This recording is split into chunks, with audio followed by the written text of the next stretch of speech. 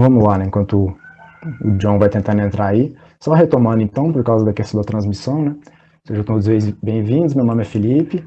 A gente vai dar início aqui ao evento Democracia Universitária e Eleições na Pandemia, retomando um espaço político do CARRIS, né? Que era o Quem Sabe Faz Debate, trazendo um pouco aí, dado toda a conjuntura da UFO mesmo, também nacional, a respeito do que significa os estudantes e os trabalhadores no ambiente universitário e as capacidades e possibilidades de mobilização e debate e construção coletiva da universidade pública no nosso país, né? Então, queria convidar a Thaís para falar, né? Thaís, que é diretora da UNE, em Minas Gerais, pelo Movimento Correnteza, faz parte do DCE da UFMG e estuda na Escola de Belas Artes da UFMG. Então, acho que você já pode começar, Thaís.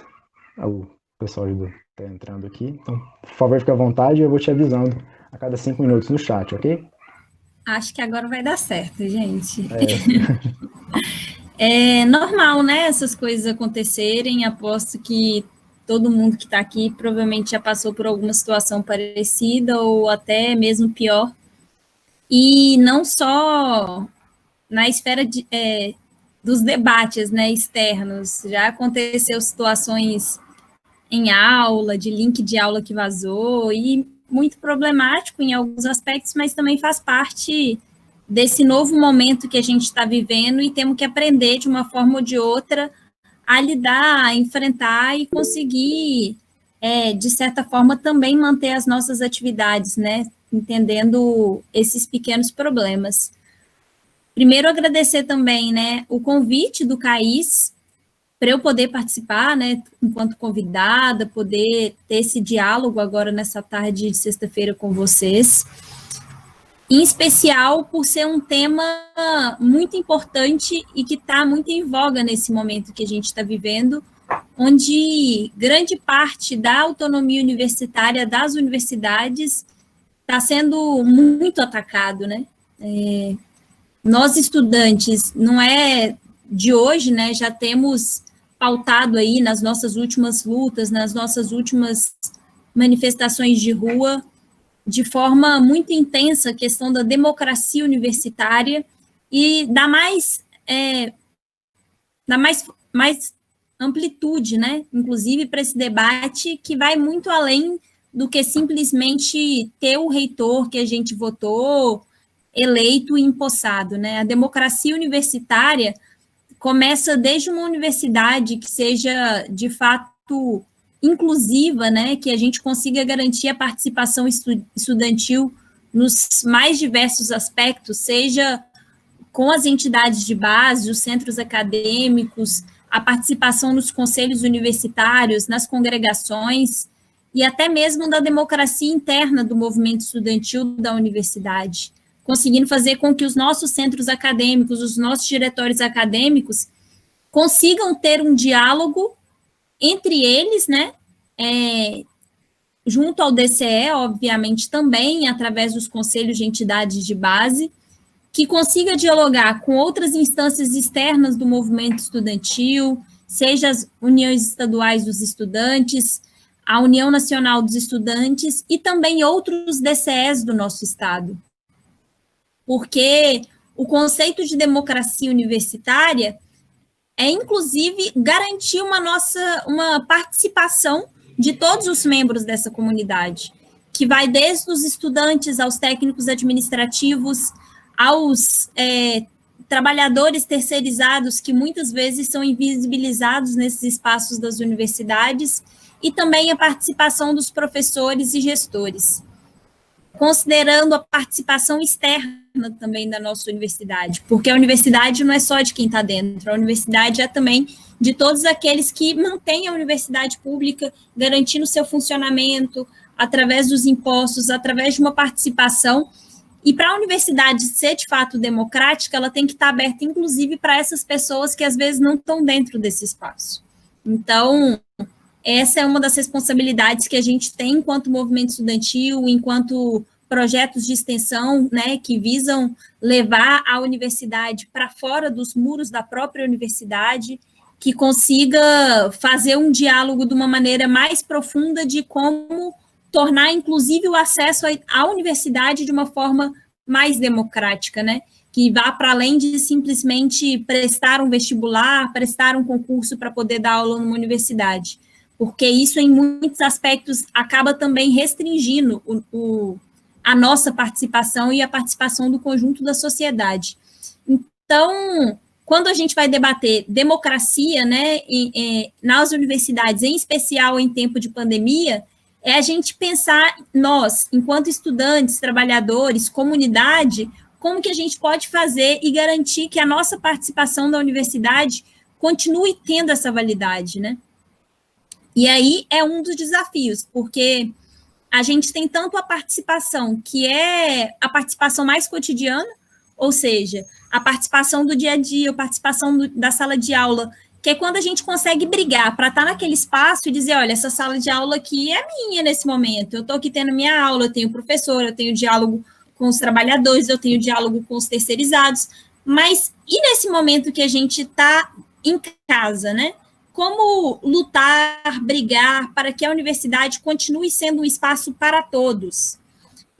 Inclusive, né, pautar agora, e várias das universidades têm retomado a questão do ensino remoto emergencial, ou até mesmo outras formas, né, de garantir o funcionamento, tem colocado que, às vezes, a universidade ela não é tão democrática assim, porque, às vezes, ela funciona para alguns, e nesse momento onde a gente está tendo que ter coisas virtuais, ela não está funcionando para todo mundo, né? Alguns tiveram que abandonar, tiveram que trancar, não estão em condições de fazer atividades online, porque às vezes não tem acesso à internet, porque não tem acesso a um equipamento de qualidade.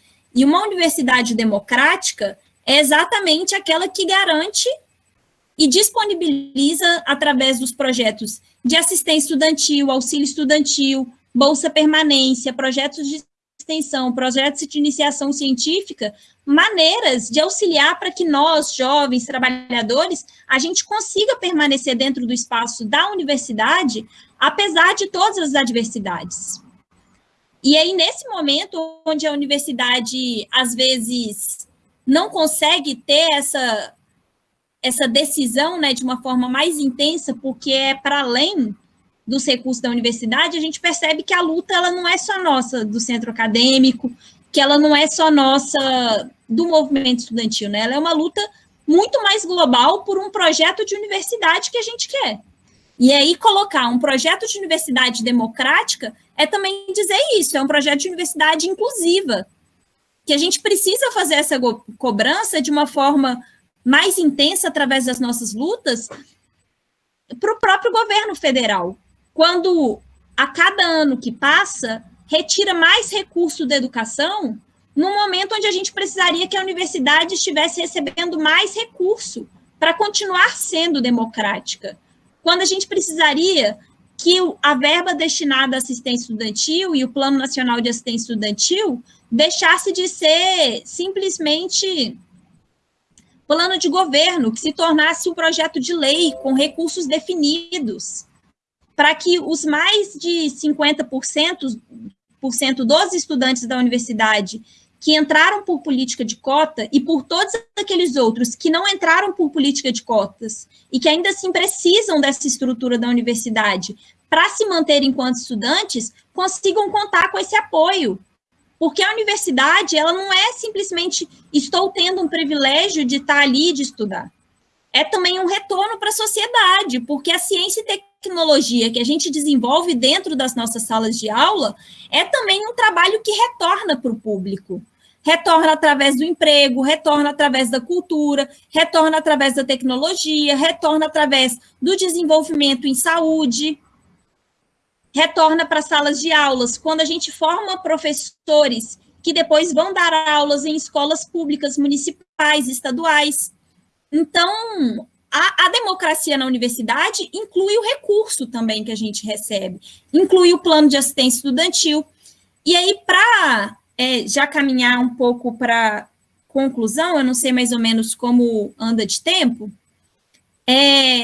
eu vou me detalhar um pouco na questão das eleições, que tem acontecido para reitores em diversas universidades públicas do país, nas universidades federais e nos institutos federais em especial, porque desde que foi aprovado a questão da nomeação dos reitores, a indicação das listas tríplices, as universidades possuem uma política de indicar o reitor ou o diretor-geral mais bem votado pela comunidade acadêmica.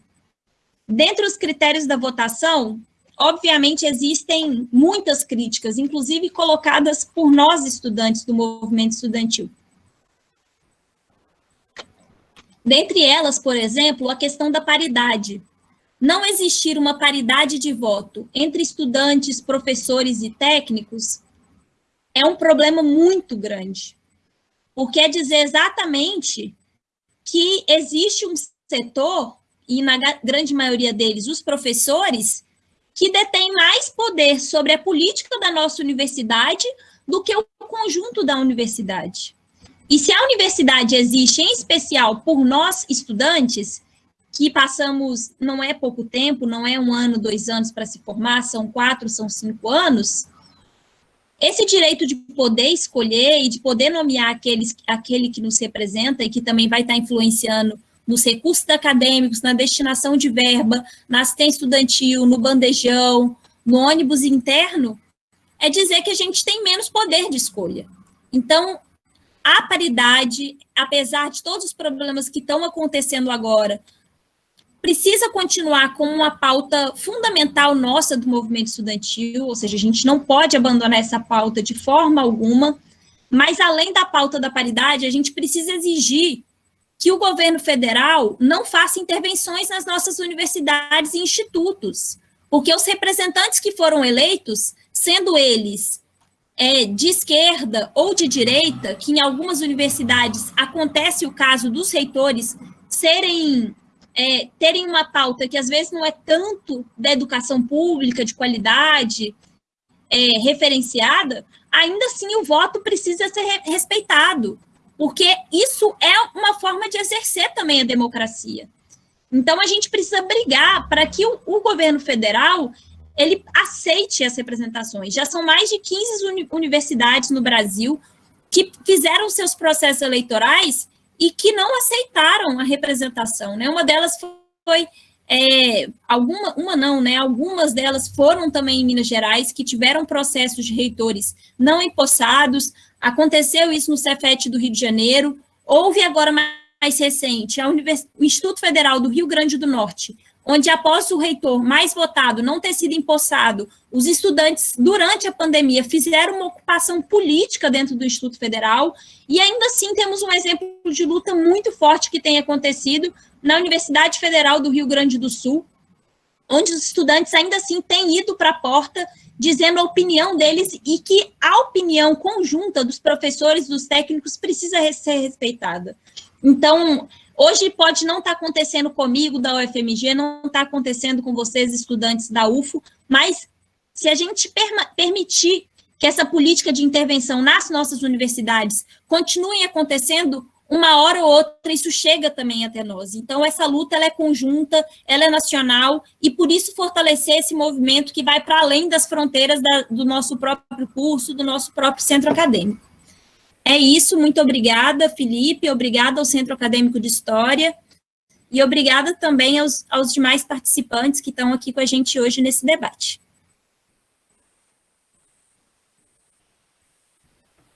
Muitíssimo obrigado, obrigado, Thaís. Muito importante a fala. Bom, então, dando prosseguimento, que a gente queria apresentar aqui o Robson, se ele já puder falar. O Robson Luiz Carneiro, ele é técnico administrativo da UFO, faz parte também da coordenação colegiada do Sintet, e que é o Sindicato dos Trabalhadores Técnicos Administrativos, né? Então, Robson, por favor, sinta-se à vontade, e eu vou te avisando aqui no chat. Tá bom, Felipe. Obrigado. Boa tarde a todas e todos. É muito importante a gente fazer esses debates, né, esses diálogos e já começar a pensar no que a gente tem pela frente. O pessoal, quando me convidou, pediu para eu falar sobre 3 temas, basicamente, e aí eu vou tentar falar dos 3 nesse prazo que a gente tem, né? Que seria a questão da privatização, a intervenção nos processos democráticos, né? E como é que a gente está lidando com esse novo cenário aí de pandemia, de isolamento social, para realizar algo que historicamente a gente sempre fez de modo presencial, né? E bem aconchegante ali, todo mundo junto. Em relação à privatização, a gente precisa fazer um resgate histórico aí, que ela já vem acontecendo há algum tempo, né?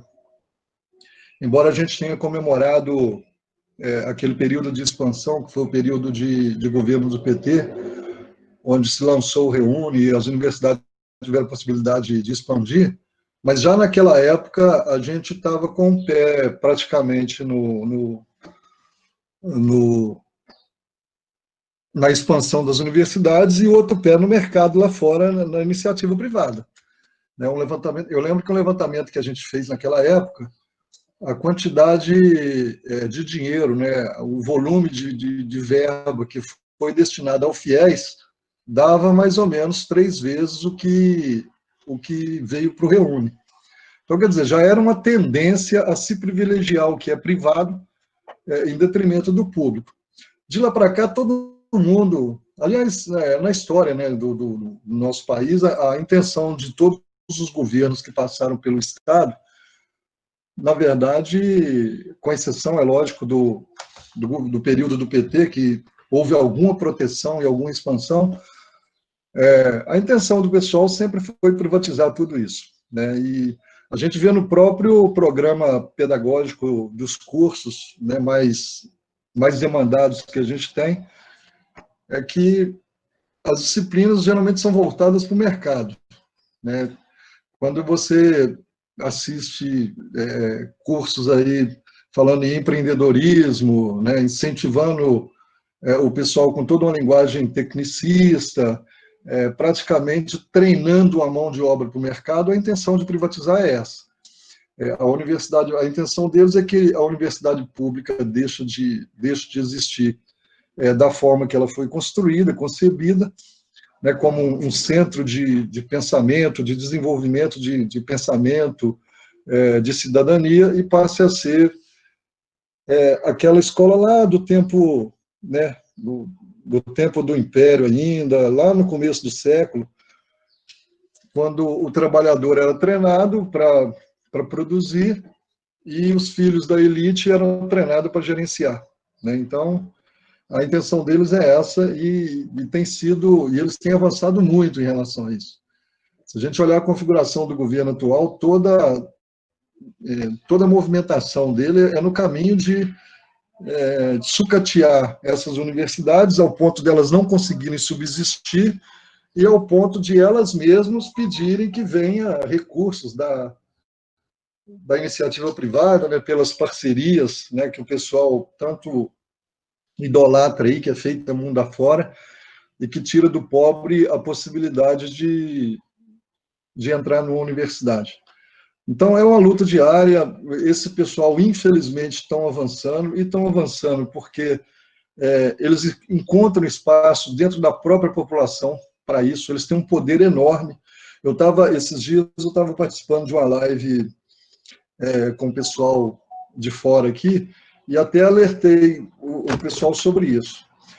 Onde é que a esquerda tem buscado trabalhar muito? Ela tem buscado trabalhar muito, em virtude da pandemia, lógico, nas redes sociais. E é justamente um ambiente que a gente não domina, infelizmente. Quem assistiu o Dilema das Redes percebeu que o poder do capital, o poder da elite, ele está todinho concentrado ali dentro das redes, então eles fazem o que querem, eles elegem governos, eles tiram governo, eles aprontam o que eles querem, porque eles têm o que as grandes corporações de comunicação precisam, né, e buscam, que é o dinheiro. Então, nós vamos ter que aprender muito para trabalhar nesse espaço e encontrar uma forma de resgatar aquela luta nossa de periferia, de corpo a corpo, do contato direto, para a gente conseguir vencer essa ânsia que o pessoal tem de privatização. Afora isso, a democracia tem também sofrido vários ataques aí, né? A Thaís estava falando agora mesmo, e realmente, Brasil afora, as universidades, o resultado das consultas eleitorais não tem sido respeitado. Aqui na UFO, embora a gente tenha acabado de passar por um processo, já existe uma expectativa de o nosso resultado não ser respeitado.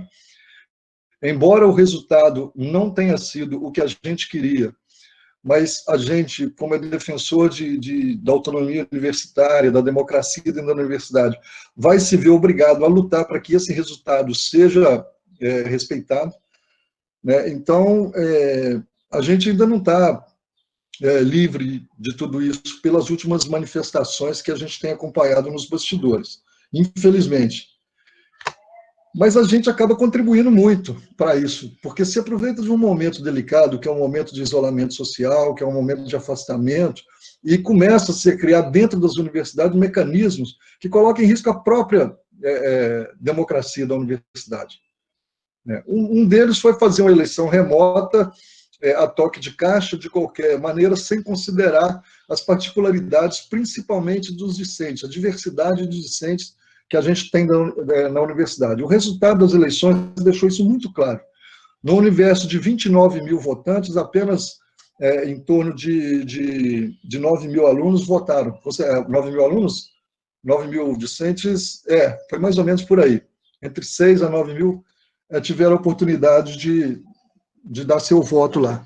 Quer dizer, ficou muita gente de fora, mas muita gente. Isso porque foi tudo feito a toque de caixa no modelo virtual.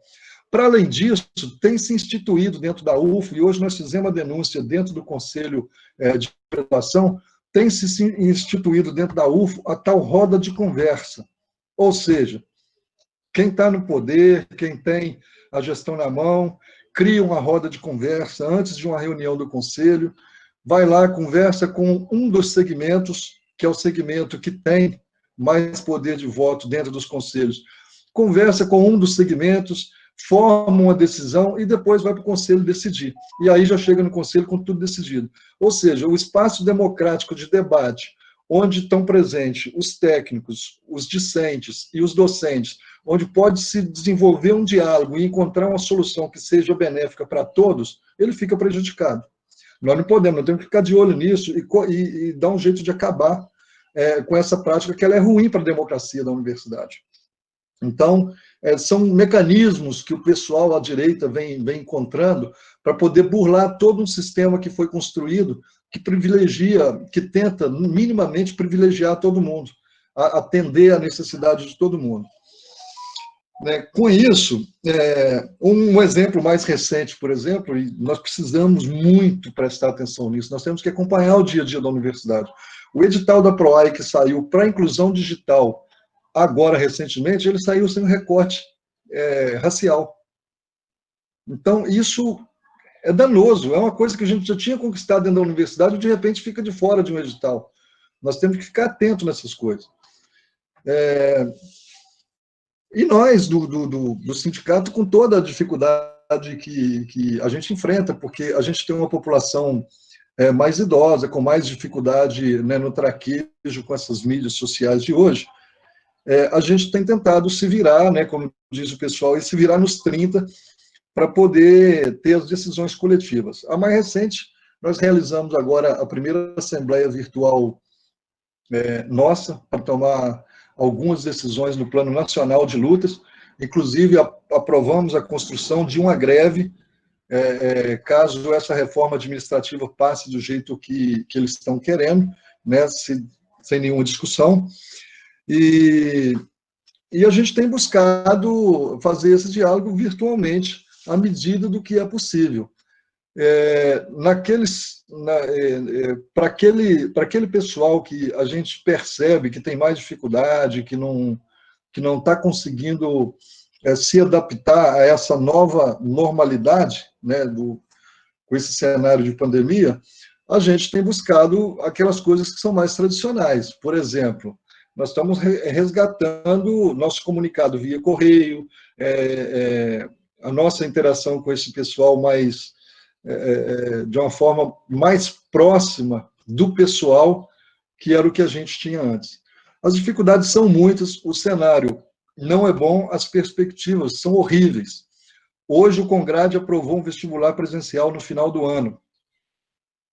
Isso é outro problema que nós vamos ter que enfrentar pela frente, porque você faz uma eleição para reitor de modo virtual, ignorando, né, o apelo de todo mundo que se fizesse semipresencial, que se fizesse de uma outra forma, que se fizesse em 2 dias, para todo mundo ter condições de votar, e de repente passa o processo eleitoral e você aprova um vestibular presencial no final do ano, sem nenhuma perspectiva de a pandemia acabar. Então, enquanto a gente está organizando a luta e tomando todos os cuidados que o bom senso manda que a gente tome para proteger a população, proteger os técnicos, proteger os discentes, né, os avós, os pais dos discentes, a direita e o pessoal que tem o poder anda fazendo e acontecendo, e como disse aquele ministro maldito, né, do meio ambiente, eles estão aproveitando a porteira aberta e passando a boiada. Então, nós precisamos fechar essa porteira. E só vamos fechar essa porteira a partir do momento que a gente fizer mais debates como esse, a gente começar a construir uma ideia mais coletiva para resolver o problema e encontrar formas de lidar com essa conjuntura tão ruim, que nos obriga a ficar afastado, mas, ao mesmo tempo, nos obriga a fazer a luta. Obrigado pela oportunidade, gente, e estamos aqui para tentar aprender um pouquinho com vocês. Obrigado.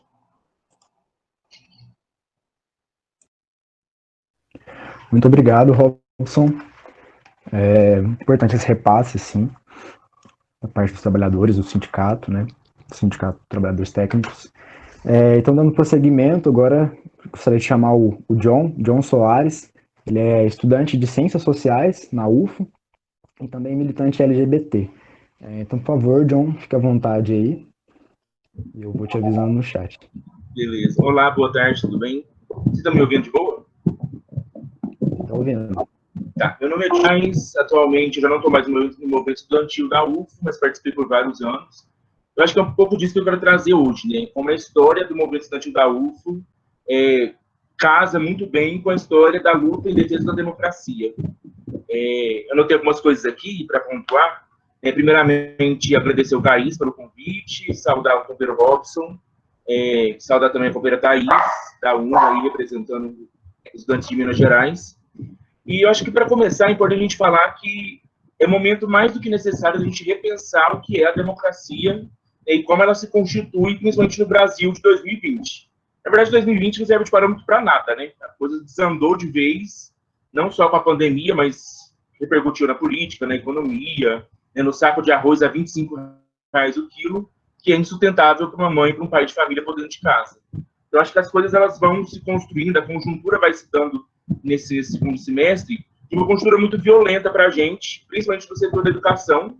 A gente sabe que tem um governo aí que é um governo autoritário, genocida, né, que brincou com a pandemia durante todos esses meses, e que é inimigo número 1 da educação. Na verdade, ele escolheu a educação como inimigo, como a principal inimiga dele, né? Não é de hoje. O ano passado, em 2019, vocês lembram que a gente fez um grande levante, uma marcha contra o governo Bolsonaro. A educação foi aí da linha de frente. Fomos aqui em Uberlândia à Praça Ismene Mendes, fizemos vários atos para mostrar que a educação tem resistido. Tem apanhado muito, mas tem sempre resistido.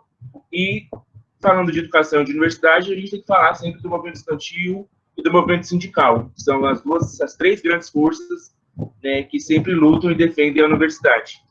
Então, para começar essa fala, dizer que a conjuntura é uma conjuntura muito agressiva, é uma conjuntura nossa, muito na defensiva, mas a gente resiste e a gente persiste em lutar, porque esse é o único caminho mesmo que vai nos garantir a vitória. Principalmente a luta agora contra a reforma administrativa, que vem pegando pesado contra os serviços públicos, né, que vai desmontar não só a educação, mas também a saúde, tudo que a gente tem de direito social nesse país.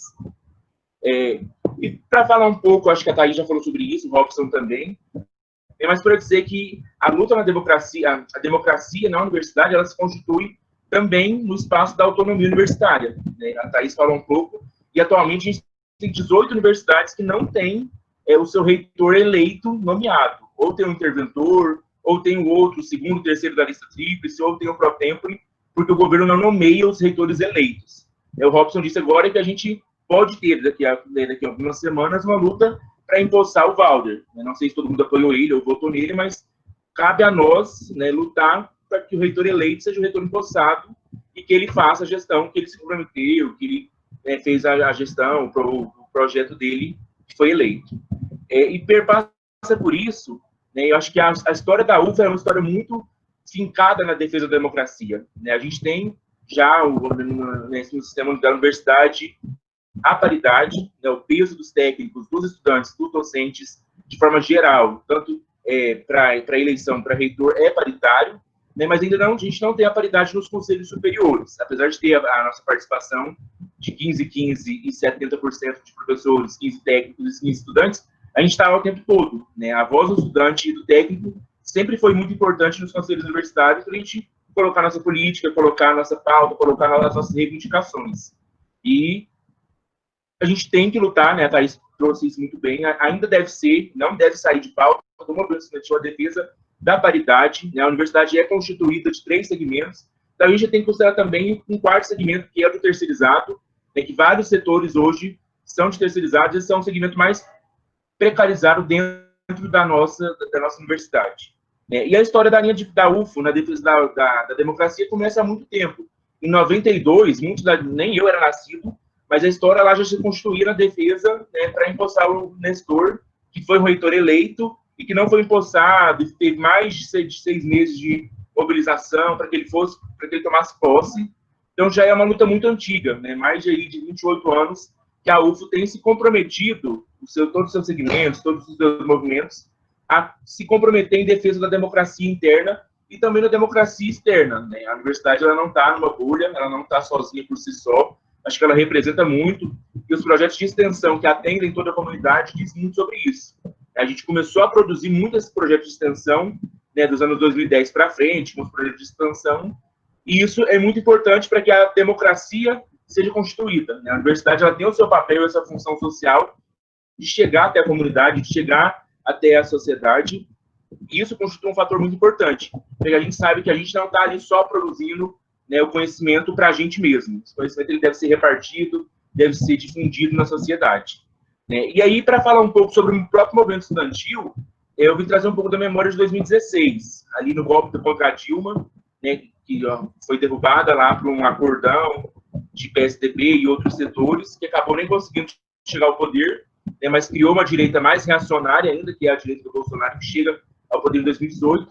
Mas lá em 2016, quando o Temer, né, toma posse, reforma todo o seu conjunto de ministros, ele propõe ali a PEC do teto de gastos públicos, acho que muita gente aqui lembra, né, que a gente considerou a PEC da morte, inclusive a gente ocupou Brasília por várias vezes, e na UFO não foi diferente. A gente ocupou a universidade, o movimento estudantil ocupou os prédios 5O, o 3M, a gente conseguiu declarar uma forte greve, tinha mais de 1.000 estudantes numa Assembleia Estudantil histórica, a gente conseguiu colocar nossa pauta, reivindicando, foi um momento, assim, que para mim estava no movimento estudantil naquele tempo, foi muito importante, e a gente fez uma greve muito poderosa, muito forte, a gente conseguiu suspender o calendário acadêmico, para que os estudantes não fossem prejudicados com reprovação, ou por alguém que não queria entrar de greve também, e foi uma greve unificada.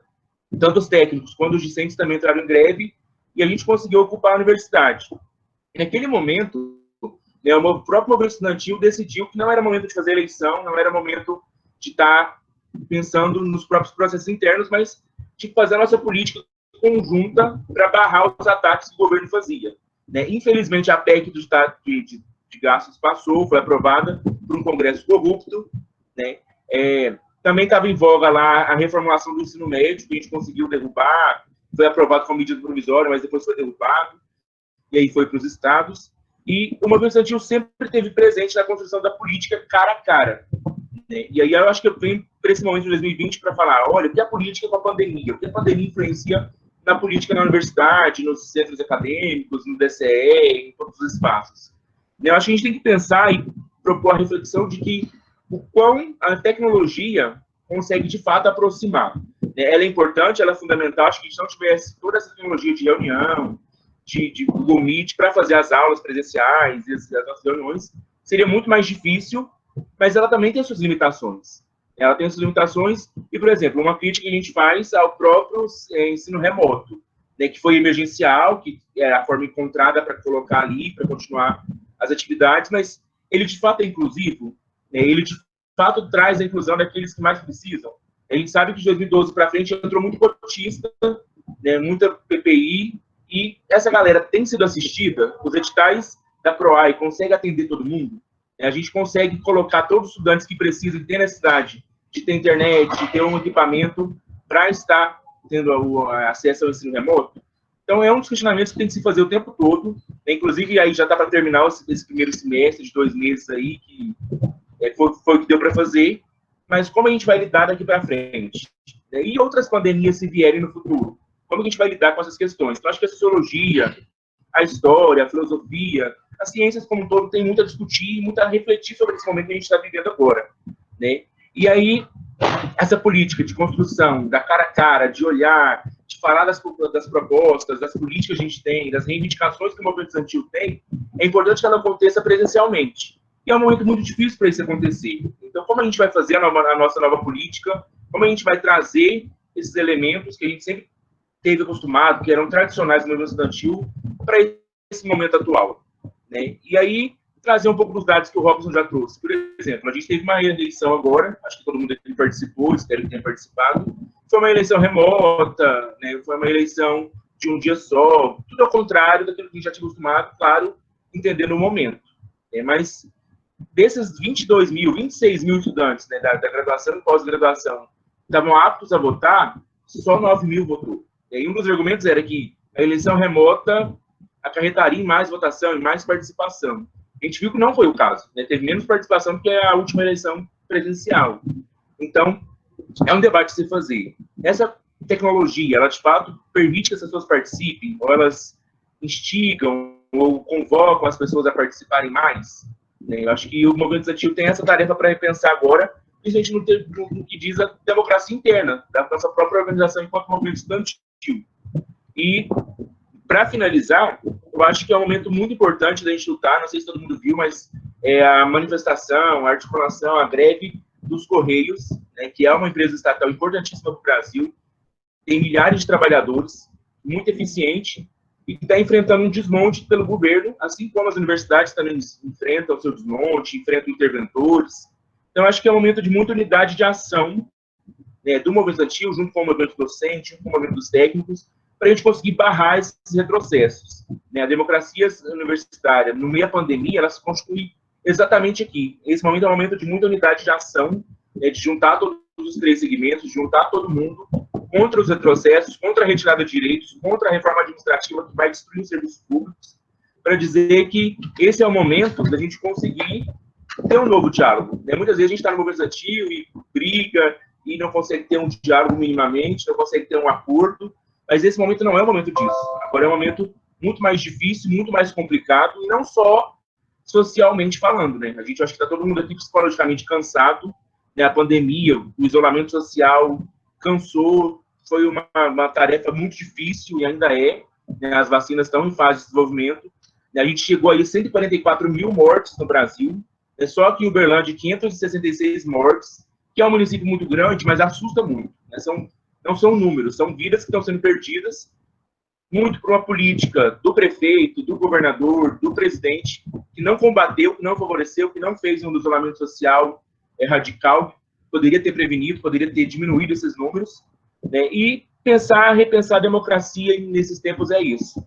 Fazer uma reunião como essa, fazer uma live, todo mundo dar uma opinião, pensar como a gente pode fazer a diferença nesse momento tão difícil, tão complicado, que nos traz muitos desafios, né? E são desafios que não são fáceis, não tem uma receita de bolo posta, né? A gente tem que pegar muito da história, acho que vocês são muito melhores para dizer sobre isso, né? O que a história nos disse, o que a história já nos contou, o que a gente já deve aprender com o que passou, para a gente conseguir formular políticas públicas, conseguir formular propostas, conseguir formular objetividades para os próximos meses que se vem aí.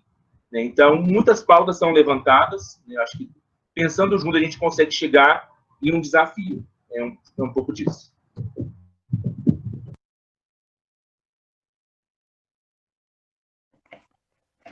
Muito obrigado, John. Bom, pessoal, em nome de toda a gestão, a gente queria agradecer muitíssimo a presença aqui da Thaís, do Robson e do John, né? Uma satisfação muito grande receber vocês aqui, ouvir as contribuições. Também agradecer a presença dos estudantes, né? Todos aqui, tem bastante gente, muito bom. A gente ficou muito feliz com isso. E aí acho que a gente pode abrir um espaço agora para o pessoal perguntar, fazer alguma intervenção. Pessoal, em torno de 3 a 4 minutos. Então, por gentileza, se inscrevam aí no chat, que se gostaria de fazer uma pergunta, manda aí que a gente vai administrando, né? A gente pode fazer